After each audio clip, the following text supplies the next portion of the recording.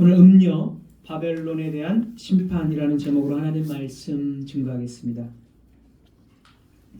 오늘 본문을 설명하기 전에 먼저 두 가지 단어 음녀와 바벨론에 대한 정의를 내리는 게 본문을 이해하는데 핵심적인 사항이 될 것입니다. 1절 끝에 보면 많은 물 위에 앉은 큰 음녀가 받을 심판을 내게 보이리라. 여기서 이 음녀가 나오는데요. 이 음녀는 말 그대로 음란한 여자입니다. 하지만 성경에서 여자는 자주 예수 그리스도의 신부인 교회를 상징하고 있다는 것을 여러 번 말씀을 드렸습니다. 이사야 54장 5절은 이렇게 말합니다. 이사야 54장 5절 이는 너를 지으신 이가 내 남편이시라. 여기에서 하나님은 이스라엘의 남편이시다 이렇게 말합니다. 그래서 이스라엘은 자연히 하나님의 신부가 되는 것입니다. 시내산에서 이스라엘이 언약을 맺었을 때 그 시내산 언약은 결혼 언약과 같습니다. 결혼 언약. 그래서 이스라엘은 하나님의 신부가 됩니다. 신약에서도 예수님은 자신이 신랑이라고 여러 번 말씀을 하셨습니다. 마가복음 2장 18절 19절 마가복음 2장 18절 19절 사람들이 예수께 와서 말하되 요한의 제자들과 바리새인의 제자들은 금식하는데 어찌하여 당신의 제자들은 금식하지 아니하나이까. 예수께서 그들에게 이르시되 혼인집 손님들이 신랑과 함께 있을 때에 금식할 수 있느냐. 신랑과 함께 있을 동안에는 금식할 수 없느니라.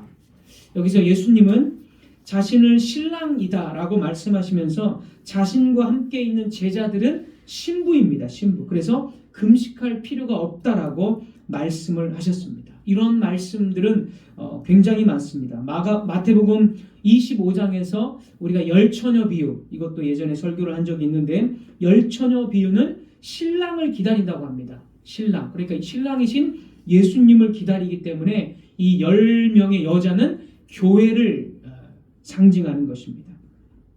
신랑을 기다리는 10명의 교회의 모습을 기록하고 있습니다.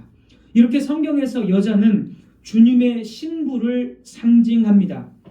그러나 성경에는 두 종류의 여자가 나옵니다. 한편에는 주님의 신부, 순결한 신부가 있고 반대편에는 오늘 본문에 음녀가 있는 것입니다. 그래서 두 종류의 여자, 순결한 신부와 음녀가 있습니다. 자, 그런데 음녀는 하나님을 믿지 않는 사람들을 말하는 것이 아니라 하나님을 믿지 않는 사람을 말하는 것이 아니라 순결한 신부였던 자, 그러니까 믿었던 자가 타락했을 때 바로 음녀가 되는 것입니다. 그게 음녀의 정의입니다. 그냥 아예 처음부터 믿지 않는 사람들이 음녀가 아니고 믿었다가 타락해서 하나님을 배신한 언약을 배반한 사람들을 바로 성경에서는 음녀라고 이야기합니다. 그래서 음녀는 배교한 교회를 뜻합니다. 에스겔 23장에는 애굽과 아수르와 음행한 여자 오홀라와 오홀리바가 나옵니다. 두 자매입니다. 두 자매. 이 두 여자는 북이스라엘과 남유다를 비유한 가상의 여인들입니다. 5, 6절 제가 읽겠습니다. 에스겔 23장 5, 6절 오홀라가 내게 속하였을 때에 행음하여 그가 연애하는 자 곧 그의 이웃 아수르 사람을 사모하였나니 그들은 다 자색 옷을 입은 고관과 감독이요 준수한 청년이요 말타는 자들이라. 여기서 오홀라가 지금 아수르 사람과 지금 굉장히 그 아수르 사람의 고관들, 고위직 관리들, 준수한 청년들 이런 사람과 지금 음행을 했다는 것입니다. 그리고 11절 에스겔 23장 11절 그 아우 오홀리바 그 자매죠. 그 아우 오홀리바가 이것을 보고도 그의 형보다 음욕을 더하며 그의 형의 간음함보다 그 간음이 더 심함으로 그의 형보다 더 부패하여 졌느니라. 그 아우도 아주 심하게 음행을 했다라는 것입니다. 지금 하나님께서는 에스겔을 통해서 말하고 있는 것은 하나님의 신부인 이스라엘 백성들 전체가 지금 아수르와 또는 바벨론, 이 문맥을 보면 아수르와 바벨론 이런 사람들인데, 아수르와 바벨론의 높은 지위에 이 사람들과 음행을 했기 때문에 음란한 여자, 음녀가 되었다라고 지금 말을 하고 있습니다. 그리고 여기서 중요한 것은 성경에서 말하는 이 음행이라는 것은 성적인 육체적인 관계를 물론 포함을 하겠지만, 그것보다 더 중요한 음행의 아주 본질적인 것은 뭐냐면 하나님께 대한 반역과 우상 숭배를 음행이라고 합니다. 아까 에스겔 23장 5, 6절 보면 아수르 사람을 사모했다는 것은 아수르 사람들을 의지했고 아수르 사람들의 풍습과 그 문화와 그 거짓 신들을 따라갔다는 것을 뜻합니다. 그러니까 그냥 육체적인 어떤 그런 관계를 물론 포함하겠지만, 그것보다 음행에 있어서 더 중요한 것은 하나님께 대한 부정행위, 하나님께 대한 반역과 우상 숭배, 이것을 성경에는 훨씬 더 많이 음행이라고 표현을 합니다. 자, 이사야 1장 21절에서 분명히 이렇게 말합니다. 이런 맥락으로 이사야 1장 21절, 신실하던 성읍이 어찌하여 창기가 되었는고. 여기서 신실하던 성읍은 예루살렘을 뜻합니다. 예루살렘, 성전이 있고 성전 제사가 드려지는 종교적인 모든 시스템과 정치적인 그런 모든 게 다 있는 예루살렘이 어찌하여 창기가 되었는고. 정의가 거기에 충만하였고 공의가 그 가운데 거하였더니 이제는 살인자들 뿐이로다. 그러니까 여기서의 창녀가 되었다라는 것은 그 예루살렘 성이 온갖 부패의 온상이 되었다. 무고한 자를 죽이고 제사에 있어서 아주 부패한 거짓된 제사를 드리고 탐욕과 기득권의 어떤 유지를 위해서 그 제사장들이 탐욕을 부리고 장사를 하고, 그래서 예수님이 예루살렘 성전에서 막 채찍질로 다 쫓아내잖아요. 그런 것처럼 여기서는 그 육체적인 그런 것이 아니라 부패의 온상, 모든 거짓된 것의 온상이 되었다라는 것을 음녀가 되었다, 창기가 되었다, 이렇게 표현을 하는 것입니다. 자, 예레미야 2장 20절도, 예레미야 2장 20절부터도 보면, 이걸 읽지 않겠습니다. 여러분이 나중에 한번 찾아보시면 되겠습니다. 예레미야도 2장 20절부터 보면 참 남편이신 하나님을 버리고 우상 숭배를 하는 이스라엘을 향해서 역시 음녀다, 이렇게 부릅니다. 성경에서 음녀는 하나님의 신부인 교회가 하나님을 반역하고 배교했을 때 주어지는 이름입니다. 그래서 이제 오늘 본문에서, 요한계시록 본문에서 나오는 그 음녀는 예수님이 재림하실 때에 믿지 않는 그 세상을 향해서 음녀라고 하는 것이 아니라 1세기 당시에 배교한 교회, 곧 유대인들의 교회, 유대교, 지난주에 말씀드렸죠. 유대교, 배교한 유대교인들을 성경에서 지금 음녀다, 이렇게 말하고 있는 것입니다. 자, 이 음녀가 많은 물 위에 앉아 있습니다. 많은 물, 1절에 아까 읽어본 대로 많은 물 위에 앉아 있는데, 이 많은 물은 이 17장 15절에 해석이 나옵니다. 17장 15절, 우리가 본문으로 읽지는 않았지만 15절, 또 천사가 내게 말하되 네가 본 바 음녀가 앉아 있는 물은 백성과 무리와 열국과 방언들이니라. 방언은 외국어고 열국은 모든 그 열방 민족들이죠. 그래서 이 많은 물이라는 것은 모든 열방들, 모든 세계 민족들이라는 뜻입니다. 그래서 온 세상 위에 이 배교한 유대인들이 지금 앉아 있다라는 것입니다. 그러면 이것은 무슨 뜻일까요? 이스라엘 백성들, 유대인들이 온 세상에 어떤 그 정치적인 능력을 가지고 영향력을 발휘하고 있다라는 뜻일까요? 그런 뜻이 아닙니다. 성경은 정치적인 그런 이야기를 하지 않습니다. 1세기의 로마가 정치적으로 온 세상에 영향력을 끼쳤지만 성경은 로마의 어떤 정치적인 능력에, 정치적인 역사에 대해서 크게 관심이 없습니다. 성경이 지금 로마를 우리가 여러 번 찾아봤지만 성경이 로마를 언급하는 것은 로마가 하나님의 구속의 역사에서 교회와 관련이 되어져 있기 때문에 로마를 언급하는 것입니다. 그래서 이 배교한 유대인들이 이와 같이 배교한 유대인들이 온 민족 위에 앉아 있다라는 것은 유대인들의 정치적인 능력을 말하는 것이 아니라 언약 백성으로서의 그들의 지위를 말하는 것입니다. 그들이 받았던 지위. 왜냐하면 예루살렘이라는 것, 그리고 유대인이라는 것은 온 세계의 중심입니다. 왜냐하면 구약, 아직 옛 언약 시대에는 유대인을 통해서 세상 민족들이 하나님께 돌아오기 때문에, 그래서 유대인들은 온 세상의 중심입니다.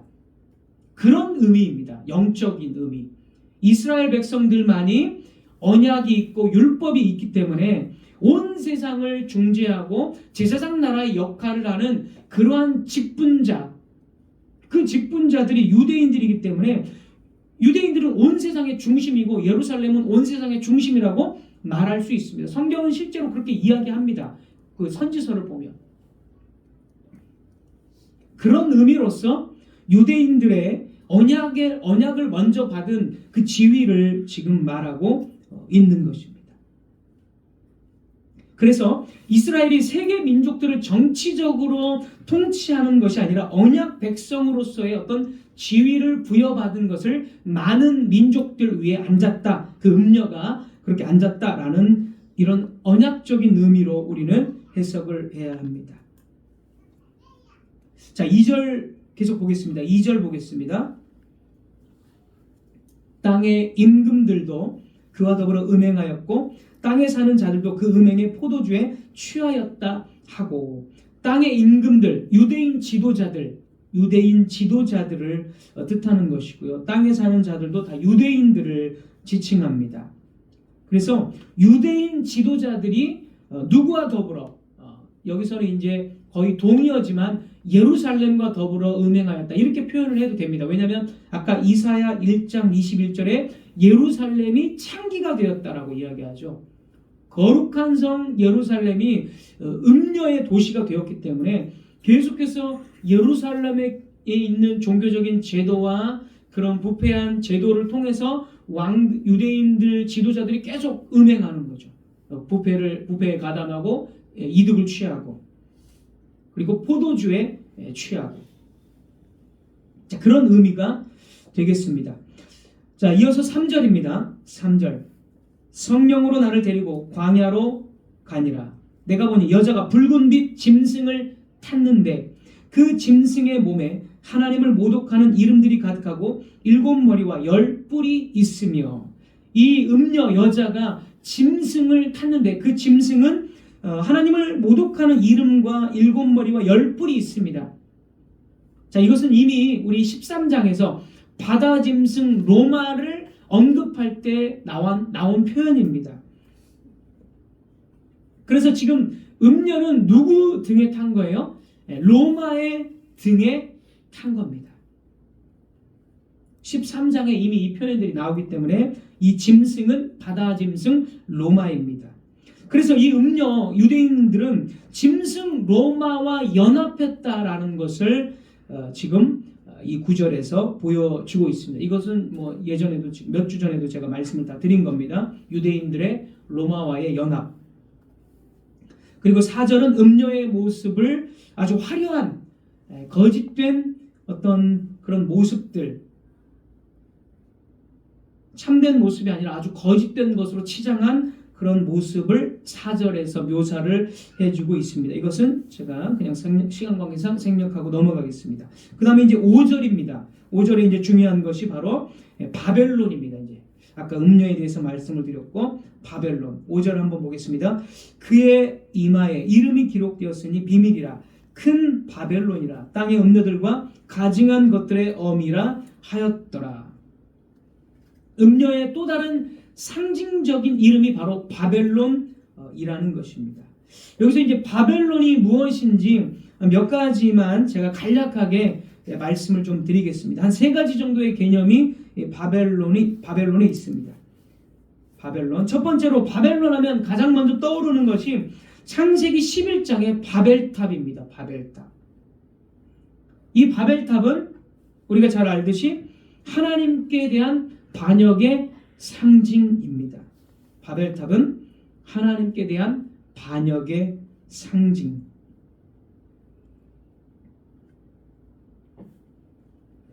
두 번째로, 첫 번째가 하나님께 대한 반역의 상징, 두 번째로 창세기 11장 이 바벨탑에서 사람들은 이 탑을 하늘에 닿게 한다라고 말합니다. 하늘에 닿게 한다. 실제로 하늘에 닿을 수가 없습니다. 그러나 하늘에 닿게 한다라고 말합니다. 이 고대 사람들에게 하늘은 신비의 영역이었습니다. 그래서 하늘은 신의 처소로 인식을 했습니다. 그래서 탑을 하늘에 닿게 한다라는 말은 이 탑을 통해서 하늘로 출입하겠다라는 뜻입니다. 이 바벨이라는 단어 자체도 하늘의 문입니다. 하늘의 문. 하늘의 문. 그러니까 바벨탑이라는 것은 세상 도시가 아니고 세상적인 도시를 의미하는 것이 아니라 하늘을 출입할 수 있는 문이라는 뜻이겠죠. 그렇다면 이 바벨탑의 본질은 뭡니까? 이것은 가짜 종교를 뜻하는 것입니다. 바벨탑의 두 번째 의미는 가짜 종교, 하늘을 출입할 수 있도록 사람들이 만든 거짓된 종교, 가짜 하늘의 문입니다. 그것이 바벨탑의 두 번째 의미가 되겠습니다. 세 번째로, 바벨탑의 의미, 마지막 세 번째로 창세기 12장에 가면 아브라함의 고향이 갈대아 우르인데, 우르는 바벨론 남부에 위치한 성읍이면서 이 우르는 달신 예배의 중심지입니다. 달신 예배의 중심지. 굉장한 우상 숭배의 중심지입니다. 그래서 이사야 47장은 바벨론의 멸망에 대해서 이야기하는데, 이사야 47장 12절 이렇게 말합니다. 바벨론에 대해서 이렇게 말합니다. 이사야 47장 12절. 이제 너는 젊어서부터 힘쓰던 주문과 많은 주술을 가지고 맞서보라. 바벨론이 주문과 주술, 굉장한 어떤 그 마술 이런 것의 어떤 중심지였다라는 것이죠. 자, 그래서 바벨론의 상징적인 그런 세 번째 의미가 잘 드러낸 구절이 우리 요한계시록 본문으로 보면 18장 2절입니다. 바벨론의 세 번째 상징적인 의미를 잘 드러낸 구절, 요한계시록 18장 2절. 큰 성 바벨론이여, 귀신의 처소와 각종 더러운 영이 모이는 곳과 각종 더럽고 가증한 새들이 모이는 곳이 되었도다. 그러니까 각종 이 더러운 우상 숭배, 각종 더러운 불결하고 사탄의 어떤 영들이, 귀신들의 거처, 이것이 바로 마지막 세 번째 바벨론의 의미입니다. 그래서 우상 숭배의 중심지, 귀신들의 거처, 이렇게 생각하시면 되겠습니다. 그래서 오늘 요한계시록 본문에서 바벨론은 문자 그대로 고대 제국 바벨론을 의미하는 것이 아닙니다. 바벨론은 이미 구약시대에 멸망한 나라입니다. 그렇다고 해서 또 1세기 당시에 로마를 의미하는 것도 아닙니다. 바벨론은. 많은 학자들이 바벨론은 1세기 당시에 로마 제국이라고 말하는데 전혀 그렇지 않습니다. 그렇게 되면 성경이 완전 맞지가 않습니다. 왜냐하면 바벨론은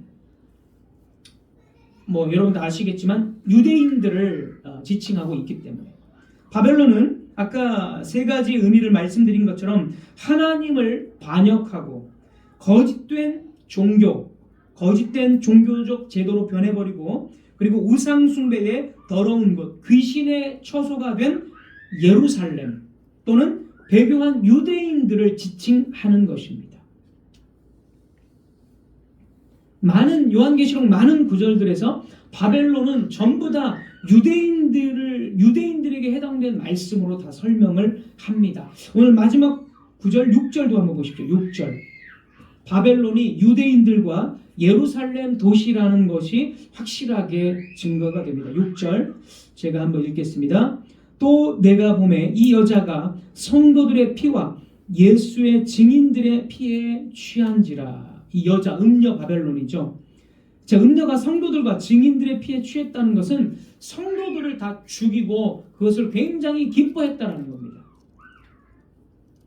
이것은 이스라엘 역사에서 언제나 있었던 죄악으로서 이미 예수님께서 다 말씀을 하신 것입니다.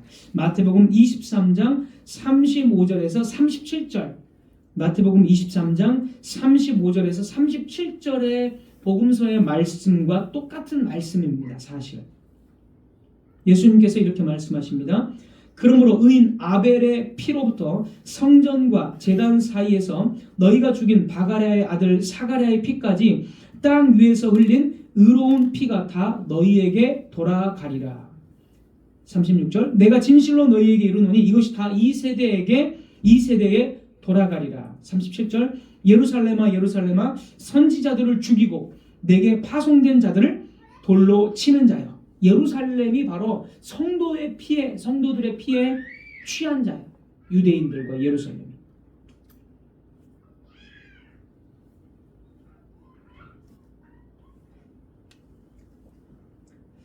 자, 이제 음녀 바벨론에 대한 심판의 내용을 이제 한번 보겠습니다. 마지막으로 음녀 바벨론에 대한 심판의 내용입니다.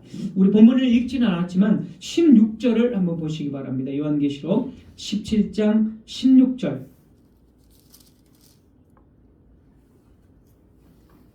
제가 읽겠습니다. 내가 본 바 이 열불과 짐승은 음녀를 미워하여 망하게 하고 벌거벗게 하고 그의 살을 먹고 불로 아주 사르리라. 여기 잘 보시면 열불과 짐승은 이제 로마죠. 그리고 열불은 이제 로마의 황제를 아마 지칭할 겁니다. 제가 이 부분은 설명을 많이 안 했지만 로마의 황제들 그리고 짐승은 어쨌든 로마를 지칭합니다. 그러니까 로마가 음녀를 미워합니다. 유대인들을 미워한다는 거예요. 미워해서 어떻게 하냐면 망하게 하고 벌거벗게 하고 그의 살을 먹고 불로 태워서 죽여버린다는 것입니다. 한마디로 로마는 유대인들에게 돌아서서 이제 유대인들을 심판한다는 것입니다. 자, 역시 에스겔에서도 사실 똑같은 게 나와 있습니다. 에스겔 16장 39절 41절에도 보면 이스라엘이 애굽이나 아수르를 의지합니다. 그러니까 하나님께서 애굽이나 아수르를 너희가 의지하는데 아수르와 애굽이 너희들에게 등을 돌려서 너희들을 발가벗기고 너희들을 칼로 찔러 죽이고 너의 집들을 다 불태워버린다고 말합니다. 그래서 오늘 요한계시록 17장 16절의 말씀과 똑같은 말씀을 이미 구약에서도 다 하십니다. 하나님께서. 사실 구약에서 다 이런 언어들을 다 가져와서 요한이 지금 요한계시록을 기록한 것입니다. 제가 그냥 한 번만 읽어드리면 에스겔 16장 39절 보면 내 몸을 벌거벗겨 버려두며 무리를 데리고 와서 너를 돌로 치며 칼로 찌르며 불로 내 집들을 사르고. 그래서 로마가 유대인들과 처음에는 서로 연합해서 교회를 같이 참된 교회를 핍박하고 죽였지만 로마는 유대인들에게 돌아선다라는 것이죠. 그래서 실제 역사 속에서 AD 66년경부터 이제 로마는 유대인들에게서 돌아섰고 AD 70년에 그래서 66년경부터 이제 로마는 유대인들과 이제 전쟁하기 시작하고 AD 70년에 로마의 군대가 예루살렘 도시 전체를 불지르고 유대인들을 다 죽였습니다. 성경 그대로 불태운다는 말씀 그대로 짐승은 로마는 유대인들로부터 등을 돌렸습니다. 자, 이것은 그리고 하나님의 정확한 율법의 성취입니다. 아까 에스겔 16장의 말씀도 그렇지만 레위기 21장 9절, 레위기 21장 9절 보면 어떤 제사장의 딸이든지 행음하여 자신을 속되게 하면 그의 아버지를 속되게 하매니 그를 불사를 지니라. 제사장의 딸이 음행을 하면 불살라 죽이는 것처럼 제사장 나라인 유대인들이 음행할 경우에는 불살라 죽이라는 것이 율법에 이렇게 나와 있습니다. 그래서 율법 그대로, 율법의 성취 그대로 예루살렘은, 유대인들과 예루살렘은 로마를 통해서, 하나님께서 보내신 로마를 통해서 불살라져서 그 도시가 불태워져 유대인들과 함께 멸망하게 되는 것입니다. 예루살렘은 성전이 있는 유대인들의 종교 중심지이지만 아이러니하게 이곳은 가장 부패한 곳이며 우상 숭배의 중심지이며 성도들을 죽인 피해 도시입니다. 심지어 예루살렘은 애굽보다, 소돔과 고모라보다 더 죄악된 도시입니다. 그래서 예수님께서는 유대인들과 예루살렘을 향해서 화가 있을 것이다라고 반복적으로 고발했습니다. 구약의 거의 모든 선지자들이 유대인들과 예루살렘을 향해서 그렇게 언약을 어기고 우상 숭배를 한다면 저주가 임할 것이다라고 언약적인 고발, 언약적 기소를 한 것처럼 예수님께서도 유대인들을 향해서 언약적인 그 기소를 하신 것입니다. 그러나 유대인들은 끝까지 회개하지 않고 주 예수님까지도, 마지막 참 선지자이신, 마지막 선지자이신 예수님까지도 죽였습니다. 그리고 이제 계시록은 마지막으로 말합니다. 더 이상 유대인들에게 기회가 없음을. 계시록은 음녀 바벨론이 되어버린 유대인들과 예루살렘은 이제 심판이 정해져 있다라는 것을 말합니다. 유대인들이 그리스도를 거부하였기 때문에 그 나라는 귀신 소유가 되고 전혀 소망이 없다. 그 도시는 전혀 소망이 없다라고 요한계시록은 말하고 있습니다. 그래서 결론은 무엇입니까? 더 이상 배교한 유대인들, 즉 음녀 바벨론과 함께하지 말고 그 도시를 떠나야 된다라고 요한은 말하는 것입니다. 예수님께서도 분명히 마태복음 24장에서 너희가 멸망의 징조, 그러니까 지진이라든지 군대가 예루살렘에 막 들이닥치는 걸 보면 AD 66년경부터 유대인과 로마가 전쟁을 하기 시작했으니까, 물론 이제 에돔도 거기에 또 가담을 하긴 하지만 어쨌든 그런 전쟁의 징조가 되면 유대 지역에 있지 말고 산으로 도망가라고 예수님께서 마태복음 24장에 말씀을 하십니다. 그러니까 유대인들의 지역, 유대교와 유대인들과 절대로 같이 해서는 안 된다. 왜냐하면 거기는 귀신의 처소고 멸망의 도시로 정해졌기 때문에 나와야 된다, 도망가야 된다라고 말합니다. 실제로 어떻게 됐습니까? 예루살렘에 있는 성도들, 유대 지역에 있는 성도들은 그 도시를 이미 떠났습니다. 그래서 AD 66년부터. 그래서 지금의 요르단 쪽으로 다 피신해서 유대 지역에 있는 성도들은 죽지 않았습니다.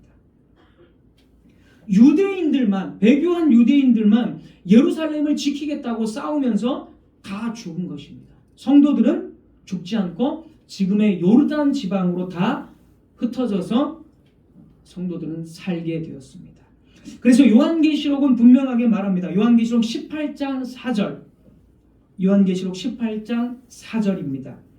또 내가 들으니 하늘로부터 다른 음성이 나서 이르되 내 백성아, 여기 잘 보십시오. 내 백성아, 거기서 나와 그의 죄에 참여하지 말고 그가 받을 재앙들을 받지 말라. 거기서 나와라. 거기에 참여하지 말고 그가 받을 재앙들을 받지 말라. 그래서 1세기 당시에 참된 성도들은 배교한 유대인들과 분리되어서 그들과 함께하지 않았습니다. 유대 지역을 떠났습니다. 음녀 바벨론인 이스라엘의 멸망이 결정되었기 때문에 신약의 사도들은 하나님의 백성들로 하여금 이스라엘을 분리시키고 그 유대교에서 이제 분리시키고 배교한 자들과 분리시키고 새 언약의 교회, 새 언약의 참된 교회에 들어와야 된다라고 그 마지막에 그 날들 AD 30년경부터 AD 70년까지 그 마지막 날들의 많은 시간들을 헌신했습니다. 사랑하는 성도 여러분, 참된 교회의 역사는 언제나 부정한 것, 우상숭배, 바벨론에서의 탈출로 시작됩니다. 유대인들의 조상인 아브라함은 원래 바벨론 지역에서 우상숭배를 하던 집안 사람입니다. 그러나 아브라함은 바벨론에서 탈출해서 참된 교회가 되었습니다. 모세 시대에도 이스라엘은 애굽의 우상숭배에 젖어 있었고 그 우상숭배에서 탈출해서 가나안 땅으로 들어갔습니다. 1세기 성도들 역시 배교한 유대교에서 귀신의 처소인 유대교에서 탈출해서 그 예루살렘에서 탈출해서 참된 교회로 살아갔습니다. 예수님께서는 죽으심과 부활하심으로 자신의 백성들을 사탄의 손에서 탈출시키셨고 거룩한 백성이 되게 하셨습니다. 그러나 유대인들은 어떻게 했습니까? 유대인들은 탈출이 아니라 그 반대로 바벨론으로 돌아가 버렸습니다.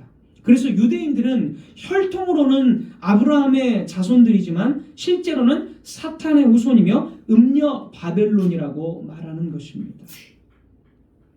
요한계시록 21장은 바벨론과 대조되는 거룩한 성 새로운 예루살렘이 나오고 있는데 그 새로운 예루살렘은 새 언약의 교회입니다. 그 교회에 대해서 기록을 하고 있습니다. 27절에 보면 요한계시록 21장 27절에 보면 무엇이든지 속된 것이나 가증한 일 또는 거짓말하는 자는 결코 그리로 들어가지 못하되.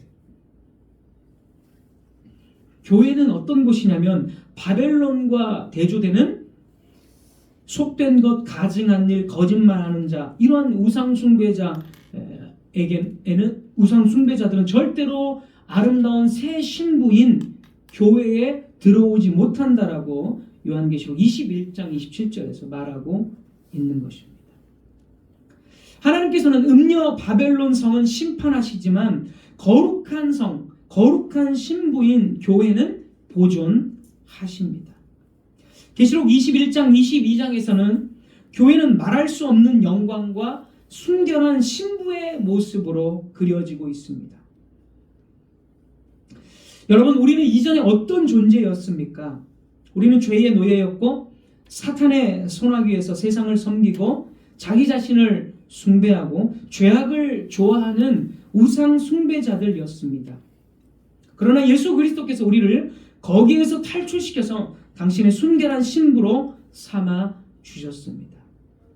성도 여러분, 하나님의 백성들은 거짓이나 우상 숭배에서 떠난 사람들입니다. 죄악을 좋아하고 죄악이 있는 곳에 머무르고 죄악을 저지르는 것이 아무런 양심의 가책도 없고 죄악을 저지르는 것이 오히려 편하고 그런 삶은, 그러한 모습은 하나님의 신부라고 볼 수가 없습니다.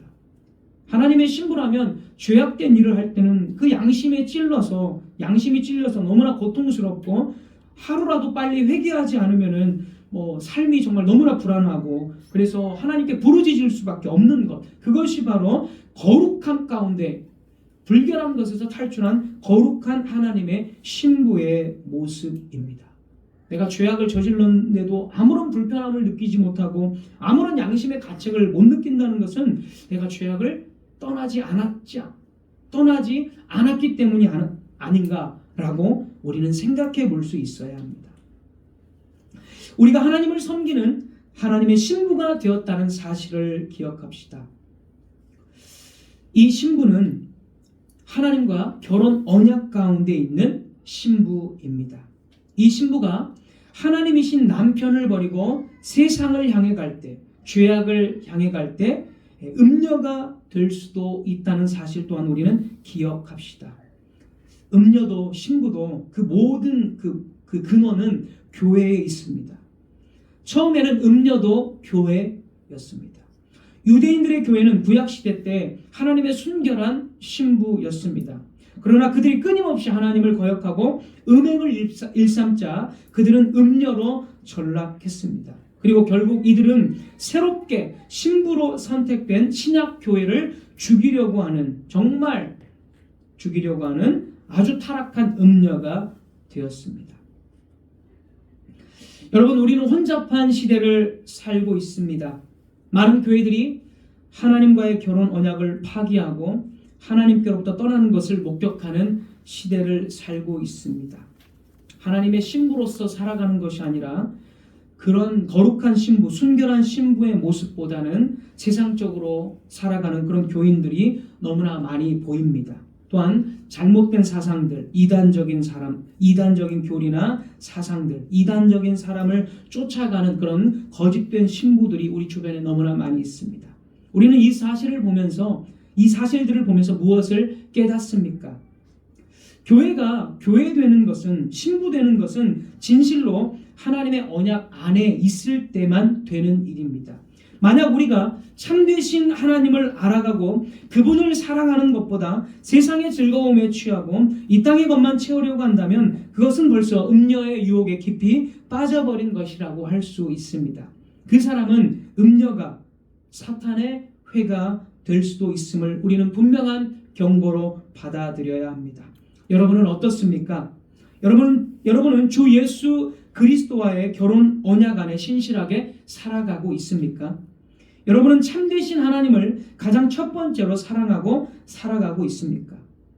여러분을 하나님에게서 멀어지게 하는 것은 무엇입니까? 여러분 스스로를 한번 점검해 보십시오. 그리고 한번 시험해 보십시오. 그리스도는 가장 위대하시며 모든 것의 첫 번째이십니다. 이 고백을 할 때 여러분 마음이 어떻습니까? 이 고백을 할 때 여러분의 마음에 평안이 있고 세상이 줄 수 없는 어떤 기쁨이 마음속에서 올라옵니까? 아니면 여기서 얻는 기쁨보다, 아니면 세상에서 무언가를 얻었을 때 기쁨과 평안이 올라옵니까? 참된 성도, 참된 신부는 그리스도는 가장 위대하시며 모든 것의 첫 번째이십니다 라는 말에서 평안과 기쁨을 얻는 것입니다. 왜냐하면 주님의 성도는 주님 아니고서는 참된 만족과 기쁨을 찾을 수 없기 때문입니다. 이 세상에는 우리의 마음을 빼앗는 것이 너무나 많습니다. 우리는 예수님의 신부로 사는 것보다 세상에서 자유롭게 사는 것을 더 원합니다. 그러나 여러분, 그리스도께서 세상에 오신 것은 자기 백성들을 구원하러 오신 것, 즉 교회와 결혼하기 위해서 오신 것입니다. 우리는 이 사실을 잊지 말아야 합니다. 주님께서 우리를 신부로 받아들이셨기 때문에 우리는 순결해야 합니다. 순결하게 주님의 말씀을 받아들이고 신앙적으로 그리고 삶에서도 언제나 순결하게 살아가야 합니다. 우리의 마음을 다른 것에 빼앗겨서도 안 됩니다. 나의 남편, 아내, 자녀들, 내 일, 세상, 이 모든 것들이 첫 번째가 아니라 하나님이 나의 첫 번째가 되어야 합니다. 말씀을 맺겠습니다. 우리는 다시 오실 주님을 기다리는 삶을 살아갑니다. 하늘에 계시는 신랑이신 예수 그리스도께서 하늘에서 우리를 데려가시기 위해서 다시 오실 것입니다. 그때 우리는 완성된 혼인잔치에 들어갈 것입니다. 주님은 우리를 위해서 자기 피를 흘리셨습니다. 그리스도의 신부인 우리가 영원토록 그와 함께 있게 하실 영원한 잔치를 위해서 주님은 피를 흘려주셨습니다. 주님께서 다시 오실 완성된 혼인잔치의 그날을 기다리며 우리는 인내하며 살아가야 합니다. 세상의 유혹 속에서도 순결한 신부로서의 삶을 살아가기를 주님의 이름으로 부탁드리겠습니다. 기도하겠습니다.